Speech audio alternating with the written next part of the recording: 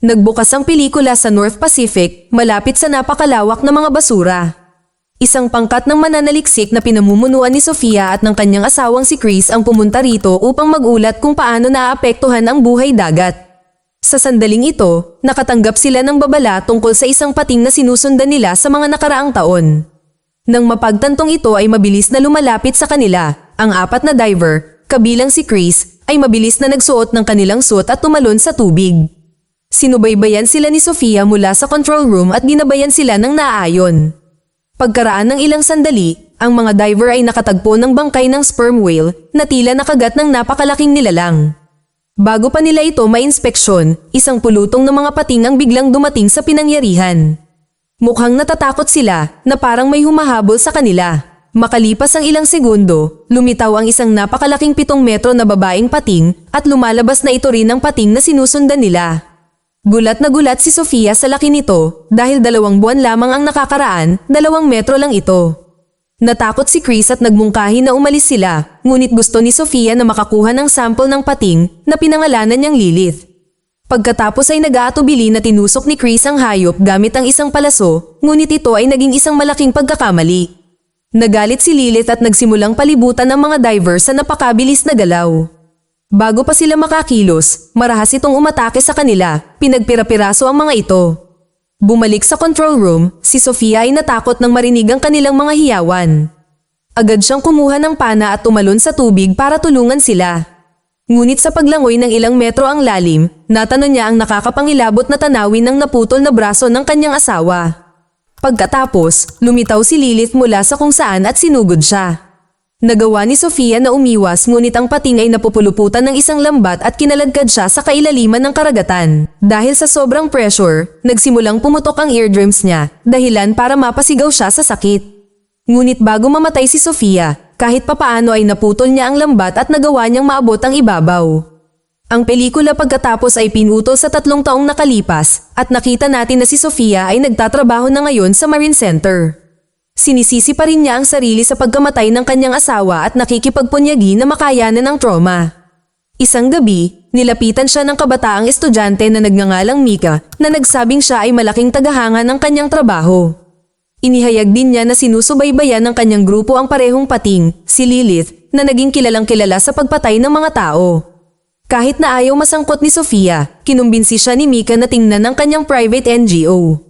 Sa sumunod na eksena, dumating sila sa NGO kung saan nagtatrabaho si Mika at ang kanyang mga kaibigan para sa kapakanan ng mga nilalang sa tubig.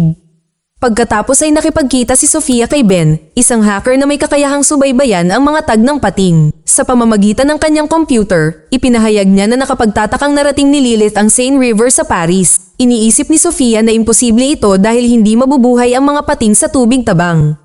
Gayunpaman, sinabi ni Mika na ang ilan sa kanila ay natutong umangkop dahil sa maruming karagatan.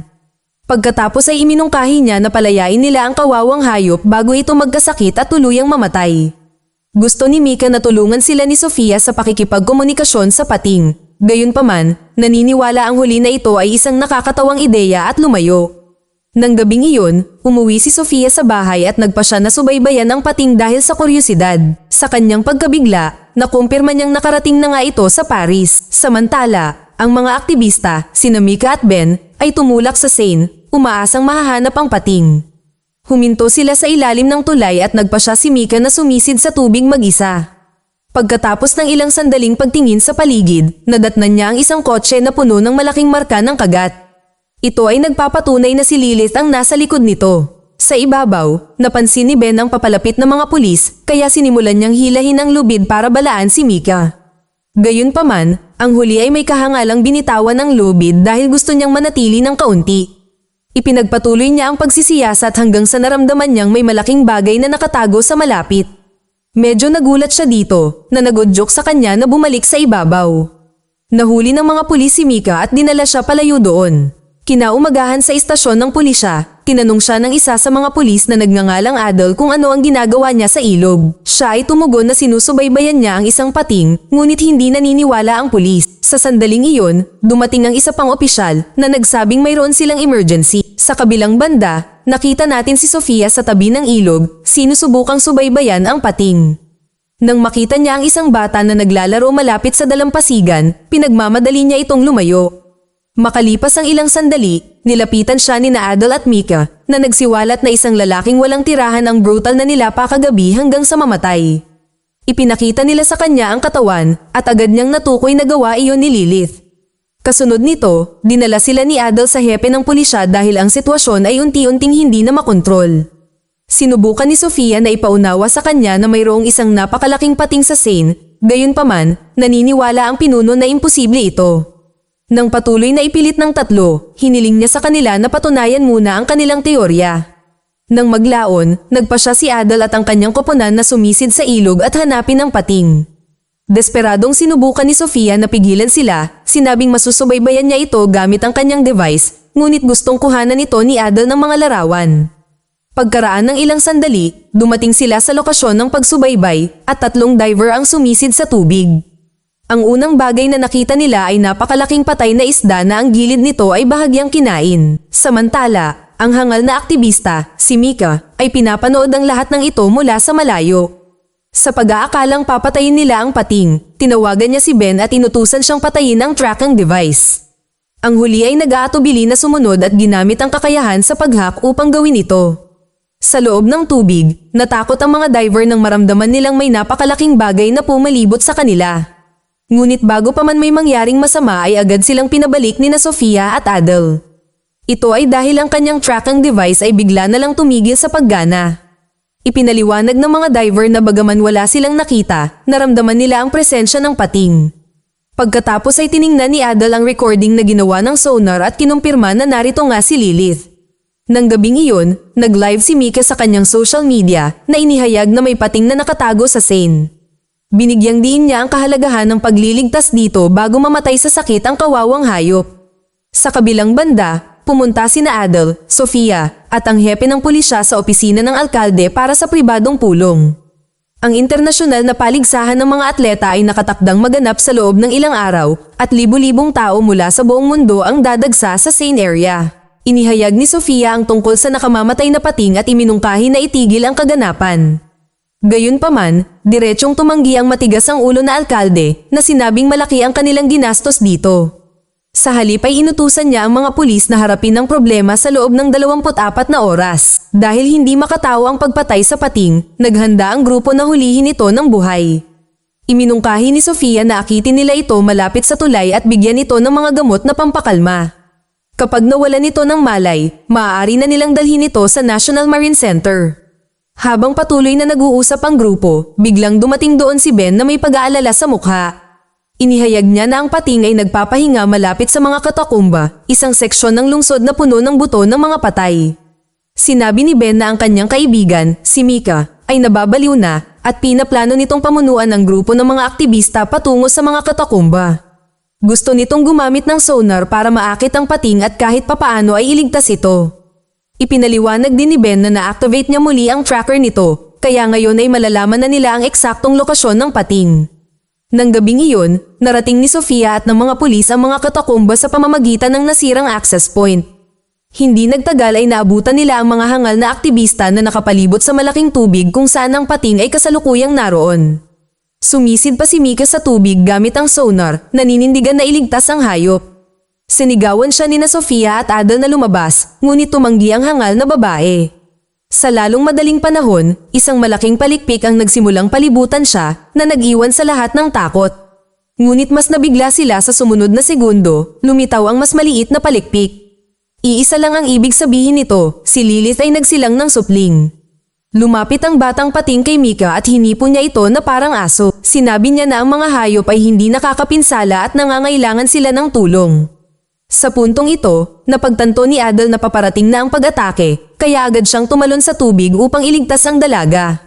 Nakuha niya ito ngunit tinulak siya nito palayo at lumangoy pa. Sa sumunod na segundo, tumalon si Lilith mula sa tubig at inatake si Mika na agad siyang pinatay.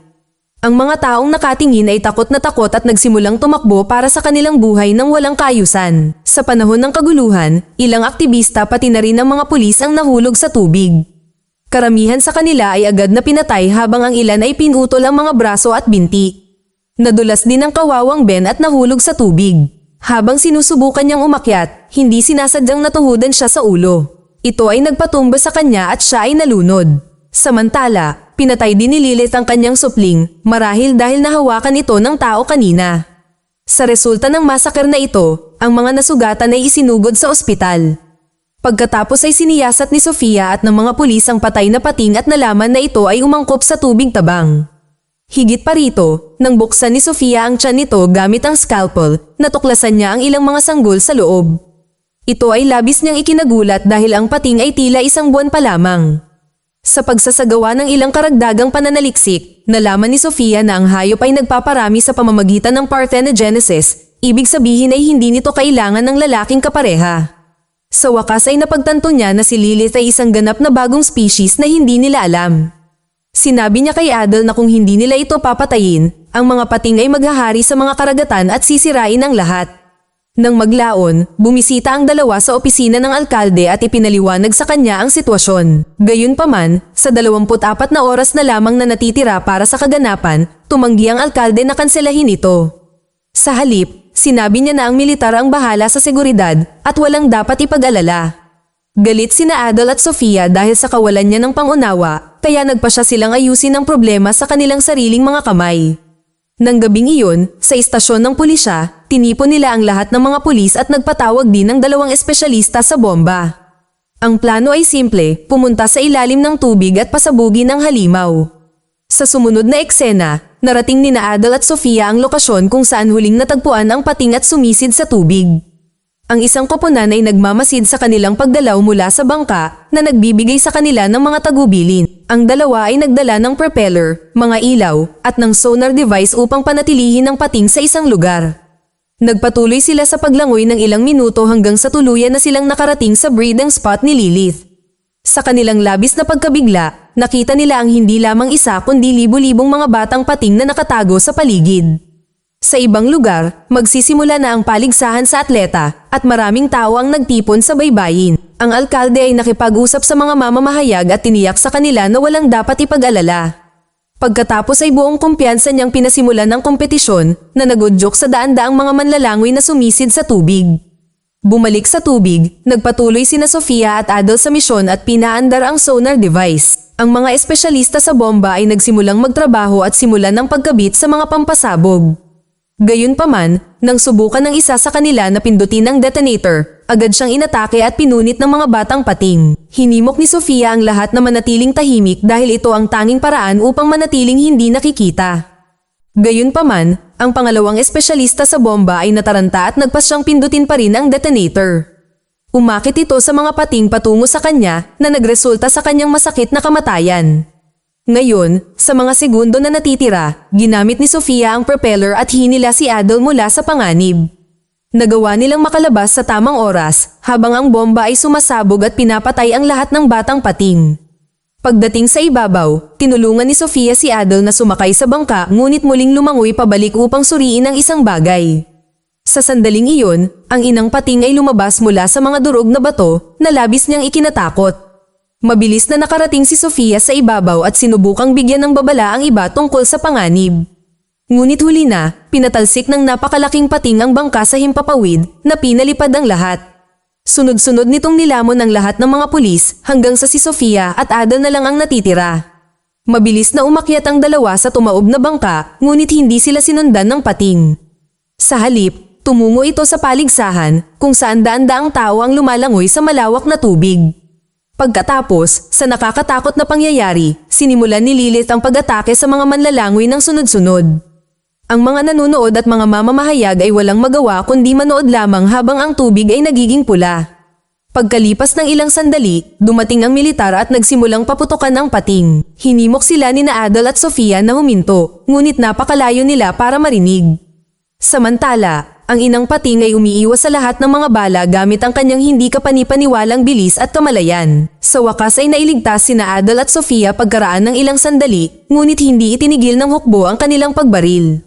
Sa kasamaang palad, natamaan nila ang ilang mga pampasabog na ibinagsak dito noong ikalawang digmaang pandaigdig. Pagkatapos ay naganap ang napakalaking pagsabog na nagpasabog sa tulay at naging sanhi ng pagtaas ng antas ng tubig. Daan-daang manonood ang pinausukan ng pagsabog habang ang iba ay tinangay ng baha. Sa ilang sandali, Ang buong lungsod ay nalubog sa tubig na nagresulta sa pagkawala ng hindi mabilang na buhay. Sa huling eksena, kinaladkad ni Sofia ang walang malay na si Adel nang mapansin niya ang ilang batang pating na umaaligid. Ngayon, na ang Paris ay ganap na gumuho, ito ay magdudulot ng higit pang kaguluhan. Kung bakit ganito ang ending, malamang na si Lilith ang bida. Mag-subscribe para sa higit pang mga video na tulad nito, i-on ang notification at mag-iwan ng like para matulungan ang aming channel. Salamat sa panunood.